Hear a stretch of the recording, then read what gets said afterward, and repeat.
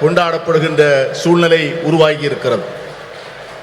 Our women have made India proud in multiple fields and sectors in spite of the shackles of tradition, patriarchy and culture that stood on the way. This struggle for equality has had many ups and downs, but today Indian women shine in many spheres. To mention just a few: science, knowledge, skills, culture and sports and politics, and above all, as centers of our families and leaders of people. நம்முடைய பெண்கள் இந்தியாவிலே மிக மகத்தான சாதனைகளை செய்திருக்கிறார்கள். மரபு வழி சமூகம், ஆணாதிக்க சமூகம், கலாச்சாரம் என்கிற தடைகளை எல்லாம் மீறி அவர்கள் மிக அருமையான சாதனைகளை செய்து முடித்திருக்கிறார்கள். இந்த நீண்ட நெடிய போராட்டத்தில் ஏற்றங்களும் இருந்திருக்கின்றன, இரக்கங்களும் இருந்திருக்கின்றன. ஆனால் இன்று இந்திய பெண்கள் பல்வேறு துறைகளிலே ஒளிர்கிறார்கள். சிலவற்றை சொல்ல வேண்டும் என்று சொன்னால், விஞ்ஞானத்திலே, அறிவிலே, ஆற்றலிலே, கலாச்சாரத்திலே, விளையாட்டிலே, இவை எல்லாவற்றிற்கும் மேலாக நம்முடைய குடும்பத்தினுடைய மைய பொருளாக, மக்களுடைய தலைவர்களாக அவர்கள் ஆற்றுகின்ற பணி மகத்தானது. இருந்தாலும் கூட இந்த போராட்டம் இன்னும் நீண்ட தூரம் பயணிக்க வேண்டும், இன்னும் பல்வேறு தடைகளை தாண்ட வேண்டும். Yet we all know this struggle continues and there are many more frontiers to cross, especially for our disadvantaged sisters. இருந்தாலும் நம்முடைய ஏழை எளிய சகோதரிகள் இன்னும் ஏராளமான தடைகளை தாண்டித்தான் இந்த சமத்துவத்தை பெறுவதற்கான சூழ்நிலை உருவாகி இருக்கிறது. The remarkable non-violent freedom struggle led by Mahatma Gandhi placed a strong emphasis on gender equality. In 1928, the draft constitution was being crafted under the chairmanship of Motilal Nehru, and the Karachi Resolution of 1931, framed by Jawaharlal Nehru. Both these documents championed women's rights, advocating for equal voting rights, political and economic rights, and fair wages. They laid the foundation for women to play an equal role in our nation's building. They embodied the promise of universal suffrage, gender equality, and the socialist equitable society. And this spirit continued when the Constitution of India, under the leadership, chairmanship of Dr. B.R. Ambedkar, was ultimately framed. Mahatma காந்தியினுடைய தலைமையிலே ஏற்றுக்கொள்ளப்பட்ட சாத்வீகமான வன்முறையற்ற சுதந்திர போராட்டம் மகளிர் சமத்துவத்தை முன்னிலைப்படுத்தியது. 1928 அரசியல் சாசன சட்ட வரைவு மோதிலால் நேரு அவர்கள் தலைமையிலான குழு தயார் செய்து அந்த அறிக்கையை சமர்ப்பித்தது. அதற்கு பிறகு கராச்சியிலே நடந்த அகில இந்திய காங்கிரஸ் மாநாட்டில் இந்த தேசத்தினுடைய முதல் பிரதமர் ஜவஹர்லால் நேரு அவர்கள் கராச்சி தீர்மானம் என்கிற பெயரிலே வடிவமைக்கப்பட்ட தீர்மானங்கள், இந்த இரண்டு ஆவணங்களும் பெண்களுடைய உரிமைகளை கொண்டாடுவதிலும் அவர்களுக்கு வாக்குரிமை அளிப்பதிலே சமத்துவம் வழங்கப்பட வேண்டும் என்பதையும், பொருளாதாரத்திலும் அரசியலிலும் செயல்பாடுகளிலே அவர்களுக்கு சரியான பங்கு தரப்பட வேண்டும் என்பதையும் வலியுறுத்தியது. இந்த இரண்டு ஆவணங்களும் அந்த அடிப்படையில் தான் நம்முடைய பெண்கள் ஒரு மிகப்பெரிய ஒரு சமூக மாற்றத்திற்கான முன்னெடுப்பை நோக்கி பார்க்க ஆரம்பித்தார்கள். இதைத்தான் எல்லோருக்குமான வாக்குரிமை, பாலின சமத்துவம், சோசலிச அறம் சார்ந்த சமூகம், இவைகளெல்லாம் அந்த இரண்டு ஆவணங்களில் சொல்லப்பட்ட அந்த விஷயங்கள் தான் பாபா சாஹேப் டாக்டர் அம்பேத்கர் அவர்கள் இந்திய அரசியல் சாசன சட்டத்தினை வரையறுக்கின்ற போது இந்த தத்துவங்களை உள்ளாங்கி அதை மேலெடுத்து செல்லக்கூடிய சூழ்நிலை ஏற்பட்டது. Who can forget what our first Prime Minister, Jawaharlal Nehru, once said, I quote, "If you educate a man, you educate one individual. However, if you educate a woman, you educate a whole family. Women empowered means India empowered," unquote. ஒரு பெண்ணை நீ படிக்க வைத்தால், ஒரு ஆணை நீ படிக்க வைத்தால் ஒரு தனி நபரை மட்டும் படிக்க வைக்கிறாய். ஆனால் ஒரு பெண்ணுக்கு கல்வி கற்றுக் கொடுத்தால் ஒரு குடும்பத்திற்கே கல்வி கற்றுத் தரப்படுகிறது. மகளிரை அதிகாரப்படுத்தினால் இந்தியாவை அதிகாரப்படுத்துகிறோம் என்கிற ஜவஹர்லால் நேரு அவர்களுடைய வார்த்தைகளை யார் மறக்க முடியும்? And we cannot ever forget the inspiring role Indira Amma in showing how a woman can lead with strength, ability and leadership, combined with a deep sensitivity to the abolition of poverty. அன்னை இந்திரா காந்தி அவர்கள் காண்பித்த தலைமைத்துவம், அவர்கள் காண்பித்த ஆற்றல், அவர்கள் காட்டிய வழிகாட்டுதல் ஒரு பெண் எப்படி தலைமையேற்று செயல்பட முடியும் என்பதற்கான மிகப்பெரிய எடுத்துக்காட்டு. ஏழை எளிய மக்களுக்கான நல்வாழ்வை அளிப்பதற்கும் வறுமையை ஒழிக்க வேண்டும் என்கிற அர்ப்பணிப்போடும் அவர்கள் ஆற்றிய பணியை யாரும் மறக்க முடியாது. Rajiv ji, as we all know, brought in the historic 33% reservation for women in Panchayati Raj and local self-governments. This spurred an entirely new phenomenon of women entering roles of leadership at the grassroots level. அமர ராஜீவ் காந்தி அவர்கள் வரலாற்று புகழ்மிக்க 33 விழுக்காடு இடஒதுக்கீட்டை பெண்களுக்காக பஞ்சாயத்து ராஜ் சட்டத்திலும் உள்ளூர் ஆட்சி அமைப்புகளிலும் கொண்டு வந்தார். அந்த சட்ட திருத்தமானது சமூகத்தினுடைய அடித்தளத்திலே ஒரு மிகப்பெரிய மாற்றத்தை ஏற்படுத்தி பெண்களுக்கு தலைமை பொறுப்புகளை அளித்து ஒரு பெரிய சமூக புரட்சிக்கு வித்திடுகின்ற மிகப்பெரிய திட்டமாக அது அமைந்தது. It was a vital stepping stone towards the reservation on a similar 1/3 of seats in the Lok Sabha, which the Indian National Congress has pioneered in Parliament and outside. Rajiv Gandhi அவர்கள் ஏற்படுத்தி கொடுத்த 33 விழுக்காடு இடஒதுக்கீடு தான் இன்று பாராளுமன்றத்திலே மகளிருக்கு 33 விழுக்காடு இடம் ஒதுக்கப்பட வேண்டும் என்கிற சட்டத்தினுடைய முன்னெடுப்பாக அமைந்தது.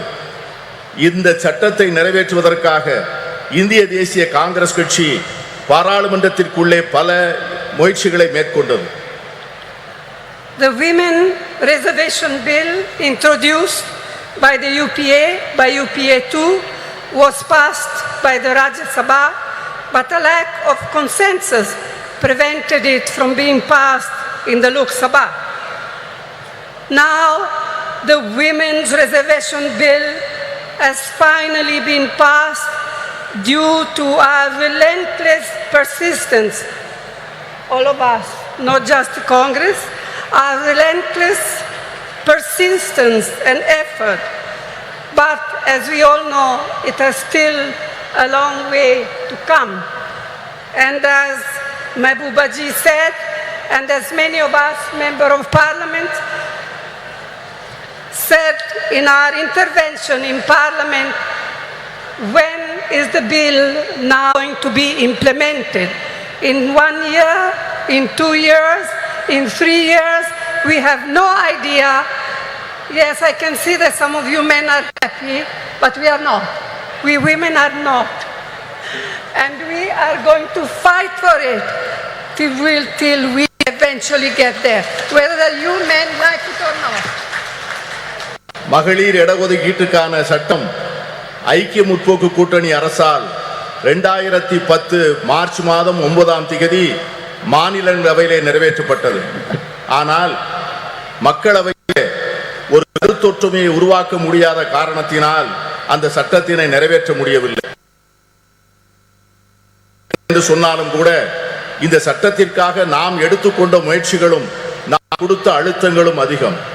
இங்கே பேசிய பல்வேறு உறுப்பினர்கள் பேசியது போல இந்த சட்டம் என்றைக்கு நடைமுறைக்கு என்று அமுல்படுத்தப்படும் என்கிற ஒரு தெளிவே இல்லாத ஒரு சூழ்நிலையிலே இந்த ஆண்டா அடுத்த ஆண்டா இன்னும் சில ஆண்டுகள் கழித்தா என்கிற ஒரு நிரந்தரமற்ற தன்மையிலே இந்த சட்டம் உருவாக்கி இருப்பது நாளை வருகின்ற இந்தியா கூட்டணி வந்துதான் இந்த சட்டத்தை நிறைவேற்றி தர வேண்டிய சூழ்நிலையை உருவாக்கும் என்கிற எண்ணத்தை தருகிறது.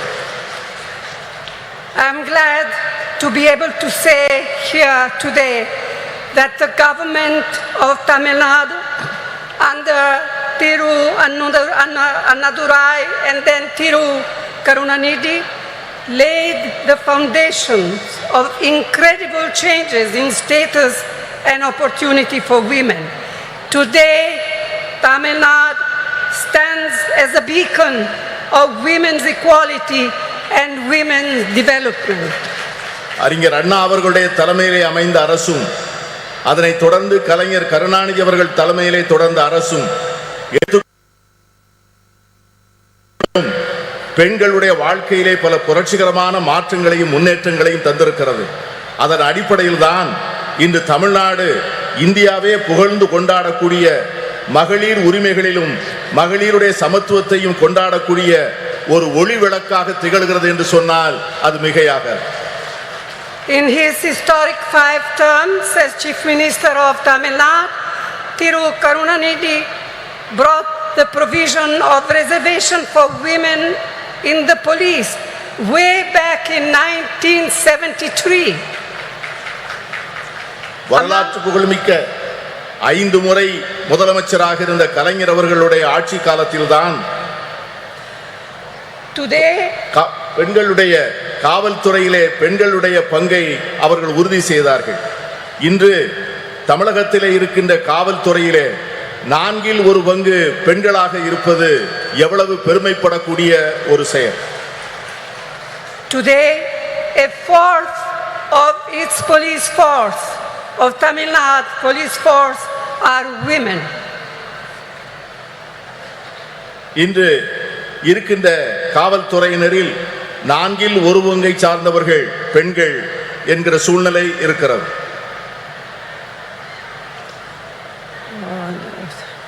Another very important initiative brought in by Karunanidhi was the reservation for women in government positions.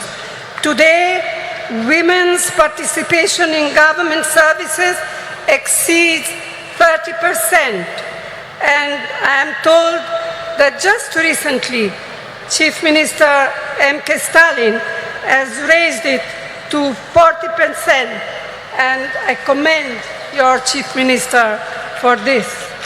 கலைஞர் கருணாநிதி அவர்கள் செய்த முக்கியமான மற்றொரு சீர்திருத்தம் என்னவென்று சொன்னால் அரசு பணிகளிலே பெண்களுக்கான இடஒதுக்கீட்டை செய்தது. அதன் விளைவாக அரசு பணிகளிலே 30 விழுக்காட்டை சார்ந்தவர்கள் பெண்களாக இருந்தார்கள். இன்று நம்முடைய முதலமைச்சர் ஸ்டாலின் அவர்கள் தலைமையிலே செயல்படுகின்ற அரசு அந்த 30 விழுக்காட்டை 40 விழுக்காடாக உயர்த்தி பெண்களை பெருமைப்படுத்தி இருக்கிறது. And it comes at no surprise that through initiatives like the midday meal program, the promotion of women empowerment and encouragement of female education, Tamil Nadu boasts today of some of the most impressive maternal and infant mortality rates in India. பெண்களுடைய நல்வாழ்வுக்காக தமிழக அரசால் எடுத்துக்கொள்ளப்பட்டிருக்கின்ற பல்வேறு திட்டங்கள், சத்துணவு திட்டங்கள், பெண்களுடைய நல்வாழ்வுக்காக எடுத்துக்கொள்ளப்படுகின்ற மருத்துவத்துறையிலே செயல்படுத்தப்படுகின்ற திட்டங்கள், தாய்மார்களுக்காகவும் பால் குடிக்கும் சேய்களுக்காகவும் அரசாங்கம் நிறைவேற்றுகின்ற பல்வேறு திட்டங்கள் மிகச் சிறப்பாக செயல்படுகின்ற காரணத்தினால்தான் இன்று தமிழ்நாட்டிலே தாய் சேய் இறப்பு விகிதம் இந்தியாவிலேயே மிக குறைந்த நிலையிலே இருப்பதற்கு காரணம் அதுதான். It is unfortunate that many of these efforts and programs to help to empower women have not been reflected at the national level. In fact, instead of mitigating problems faced by women, the last 9 years have seen a sustained effort on part of the Modi government to turn our women purely into symbols, to be counted and appreciated only in their restricted traditional roles in a patriarchal framework. கடந்த 9 ஆண்டுகளாக மோடி அரசினுடைய நடவடிக்கைகள், இந்த நாம் ஏற்றுக்கொண்டிருக்கின்ற திட்டங்கள், நாம் பெற்றுத்தந்த உரிமைகள், கடந்த 70 ஆண்டுகளிலே நாம் செய்த நல்ல முயற்சிகளை எல்லாம் சீரழிக்கின்ற வகையிலே செயல்படுவது நமக்கு ஏற்பட்டிருக்கிற மிகப்பெரிய துரதிர்ஷ்டம். பெண்களை ஒரு அடையாள சின்னமாக மாற்றி பழமையிலும் மரபு வழியிலும் ஏற்கனவே பின்பற்றி வருகின்ற பாரம்பரிய சூழ்நிலையில் மட்டும்தான் பெண்கள் இருக்க வேண்டும் என்று எண்ணுகிறது இந்த அரசை ஒழிய அவர்களுக்காக ஒரு புதிய சுதந்திரத்தையும் உரிமைகளையும் அளிக்க அவர்கள் தயாராக இல்லை. இதை போலத்தான் எல்லா துறைகளிலும் எல்லா சுதந்திரத்திற்கும் சமத்துவத்திற்கும் அறம் சார்ந்த சமுதாயத்திற்குமாக நாம் பெற்ற அனைத்து உரிமைகளையும் கடந்த 9 ஆண்டுகளாக அவைகள் அனைவரும் தொடர்ந்து முறையாக சீரழிக்கப்பட்டு வருவதை நான் சுட்டிக்காட்ட விரும்புகிறேன். I am confident that we, the like-minded parties of the India Alliance, can and will take urgent steps needed to make women's equality a reality. நான் உறுதியாக நம்புகிறேன், நாம் ஏற்பாடு செய்திருக்கிற இந்தியா கூட்டணி என்கிற இந்த அற்புதமான ஏற்பாடு இதை போன்ற சமச்சீரற்ற தன்மைகளை எல்லாம் நீக்கி பெண்களுக்கு உண்மையாகவே அவர்களுக்கு ஒரு சமத்துவ உலகை உருவாக்கி கொடுப்பதற்கான மிக அவசரமான நடவடிக்கைகளை நிச்சயம் மேற்கொள்ளும் என்று நான் உறுதியாக நம்புகிறேன்.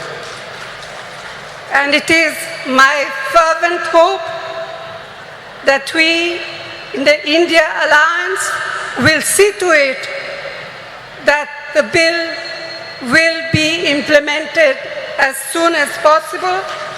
We will all work together to see to it that it happens.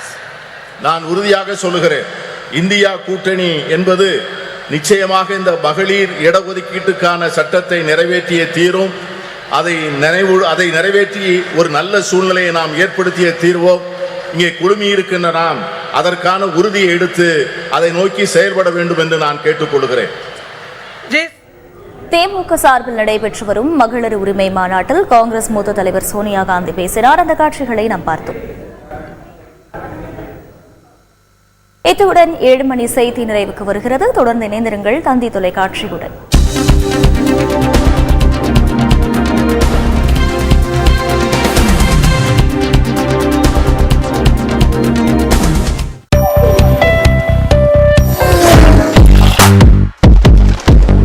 முக்கிய செய்திகளின் முழுமையான தொகுப்பு உங்களின் ஒரு நாள் வழிகாட்டி. அன்றைய நாளின்